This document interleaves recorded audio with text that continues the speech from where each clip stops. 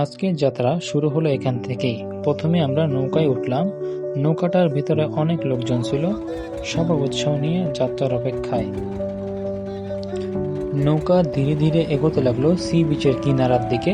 যেহেতু এই পথটাও সমুদ্র এলাকার অংশ, তাই নৌকায় করে যেতে যেতে আরো একটু ঘুরে দেখতে পারছি গুলিয়াখালী সমুদ্র সৈকত। নৌকায় চলার সময় পাশের রাস্তা ধরে কিছু মানুষ সৈকতের দিকে যাচ্ছিল, কিন্তু সেখানে কাদা আর পানি থাকায় আমরা ঝুঁকি না নিয়ে নৌকায় বেছে নিলাম। চারদিকে সবুজ গাছপালা আর দূরে বিস্তৃত সমুদ্র।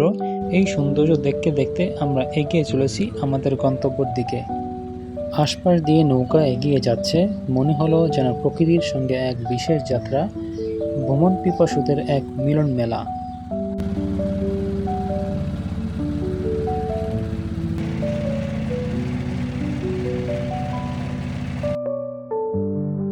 ধীরে ধীরে সামনে ফুটে উঠতে লাগলো গুলিয়াখালী সমুদ্র সৈকতের অপূর্ব সৌন্দর্য।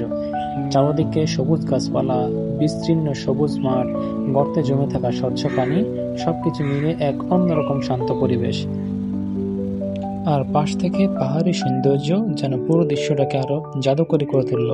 এসব দেখতে দেখতে আমাদের যাত্রা হয়ে উঠল আরো আনন্দময়, আরো স্মরণীয়। স্বল্প যাত্রার পরে আমরা পৌঁছলাম গুলিয়াখালী সি বিচের পাড়ে। এত সুন্দর দৃশ্য যে বোঝানো যায় না। এক পাশে বিশাল সমুদ্রের নীল জল আর অন্য পাশে সবুজ ক্ষেতের মনোরম সৌন্দর্য।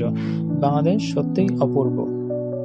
ভিডিওটা ভালো লেগে থাকলে লাইক, কমেন্ট, শেয়ার করে পাশে থাকবেন। ধন্যবাদ।